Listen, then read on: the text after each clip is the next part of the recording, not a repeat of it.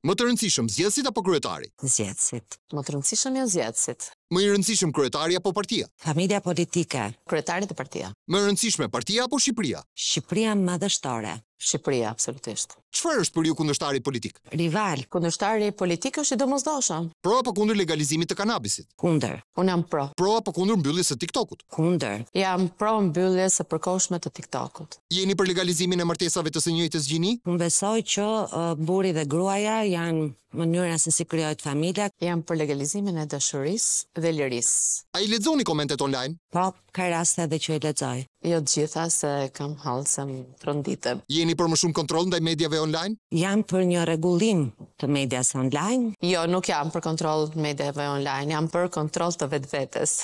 I keni bërë blog ndonjë gazetari? Jo. Asnjëherë. Keni marrë ndonjëherë komente për pamje në vend të ideve? Po, shumë herë. Po, negative dhe pozitive. A është politika toksike për gratë? Është shumë e ashpër, mund të jetë toksike, por unë kam zhvilluar një lëkurë të fortë të mjaftueshme për të mos më ndikuar. Absolutisht jo, nëse bëhet e mirë. Cili është stereotipi më qesharak që keni dëgjuar për veten? Pamja komentohet përgjithsisht, por unë nuk kam dalë për garuar përmis. Komuniste qelbur. Ka ende seksizëm politikën shqiptare? Shumë dhe jo vetëm politikën shqiptare. Mendoj që jo. Cila është superfuqia e një gruaje në politik? Mendja, idet. Vërtetësia dhe sinqeriteti.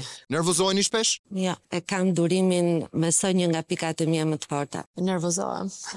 Cili është fiksimi juaj më i madh? Nuk kam fiksime. Fiksimi im më i madh është të ris djalin dhe ta edukoj mbi të gjitha me norma dhe me rregulla.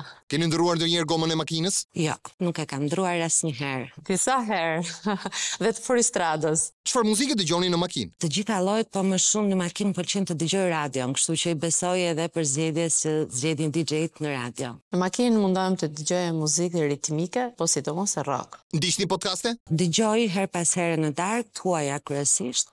Jo, shumë rrallë. Vetëm kur jam vetë. Kush është politikani që ju ka surprizuar pozitivisht? Mendoj që Sali Berisha është politikani që ka surprizuar të gjithë shqiptarët dhe jo vetëm për rikthimin më të fuqishëm dhe më të pabesueshëm në historinë politike të Shqipërisë. Këta të rinjt, shumë, nga të gjitha krahët. Cila deputete vishet më bukur në parlament? Nuk e kam parë asnjëherë me këtë sy dhe nuk kam dashur asnjëherë të shihem as unë me këtë sy. Nuk e shoh fare këtë gjë. Keni bërë ndonjëherë gaf në publik? Gaf nuk besoj, por sa herë që dal mendoj që i rikthehem atyre që kam thënë dhe përpiqem ta përmirësoj veten. Sinqeriteti im është shumë i madh kudo dhe harroj që kam kamerën përpara dhe ndonjëherë jap gojës më shumë se duhet. Jeni më shumë njeri i mëngjesit apo i natës? Jam një person i punës, pavarësisht se kur është mëngjes apo darkë, nuk kursehem, duhet ta mbaroj atë që kam nisur. Unë jam person dhe i mëngjesit dhe i natës. Sa urgjum duhet flej një kandidate për deputete? Mendoj që pyetja duhet të jetë sa duhet të rizgjuar, aq sa të jetë nevojshme për të kryer gjitha punët që duhen. 5. Melodia e alarmit të mëngjes? Zilja në telefon. Më del gjumi përpara alarmit. Me cilin politikan nuk do të shkoni kurrë me pushime? Familja e para, sigurisht dhe me miq. Me shumë nga ata. Po të mos ishin politik, çfarë do të bënit? Unë nuk kam qenë politik edhe kam pasur një karrierë të konsoliduar në diplomaci. Do bëj gara dhe kur të jem politik, do më merrem me gara dhe nëse s'do jem me politik, do i kushtojmë turizmit gjithmonë që jetën time. Kush ju frymëzon më shumë jashtë politikës? Biri im, e shikoj edhe si përfaqësues i Brezit të Ri, përpiqem të marr sa më shumë ide prej tij, çfarë mendon ai dhe shokët e tij. Jashtë politikës më frymëzojnë njerëzit me historitë dhe hallet e veta. Tani kemi 10 emra me 10 përgjigje. Elisa Spiropali. Një politikane e Partisë Socialiste që për mua ka qenë shumë zgënjyese. Karizmatike. Josefina Topalli. Një politikane qëndrestare me një karakter dhe vendosmëri të pashoqe. Më pëlqen shumë. Piro Vëngu. Ish shef kabineti i ministrit jashtëm, me cilin jam përballur kur kam qenë në ministrinë e jashtme. Është shumë i mirë, edhe kam nevojë si politikan ta shoh këtë herë në parlament. Flamur Noka. Sekretari i përgjithshëm i Partisë Demokratike. I zjarrt. Olta Xhaçka. Ish ministre e jashtme që doli edhe investitore strategjike, duhet të ishte larguar prej kohësh nga politika. Olta Xhaçka më duket vajzë mirë, nuk e njoh personalisht shumë në aspektin e punës. Halit Valteri. Antar i Këshillit Bashkiak të Tiranës, që do kishte bërë mirë të protestonte edhe më shumë kundër korrupsionit dhe vjedhjes në Bashkinë Tiranë. Tradhtar.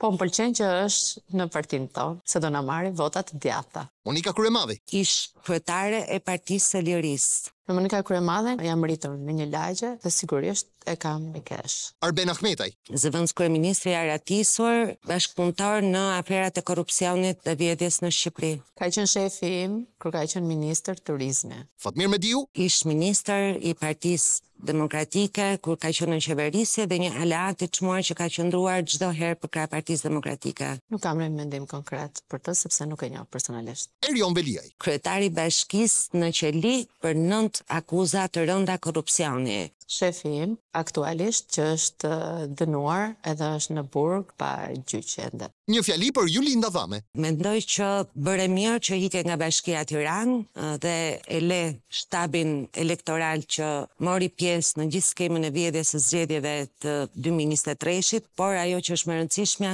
në skemën e vjedhjes së taksave të qytetarëve të Tiranës. Nuk besoja që do ta vazhdojë këtë duke u bashkuar një skuadre që vazhdon të njëjtën skemë grabiçare për Shqipërinë. Mendohu je në kohë për të tërhequr. Një fjali për Ilda Zhulanin. Mendoj që është koha që të dyja të jemi në politik, unë të uroj suksese, siç shpresoj të morosh dhe ti. Kryeministri me një fjalë. Kryeministër në ikje dhe që nuk do t'i kthehet kurrë më në Shqipërisë. Kryeministri është njeriu që bën projektimin e Shqipërisë, ashtu siç e mendon ai më art, edhe jo që të gjithë e kuptojnë. Lideri i opozitës me një fjalë. Ajo që duan të gjithë që ta shikojnë të drejtojë projektin dhe fitoren e një Shqipërie madhështore. Lideri i opozitës është një gjysh aktiv për mua. Media shqiptare me një fjalë. Ka shumë vend për përmirësim dhe për ta sjellë gazetarinë aty ku duhet dhe jo të jenë prej kasetave të gatshme. Media shqiptare është një opozitë e vërtetë. Pika më e fortë e kundërshtarëve. Makineria shtetërore që kanë në përdorim. Nuk ka për momentin, edhe më vjen keq që janë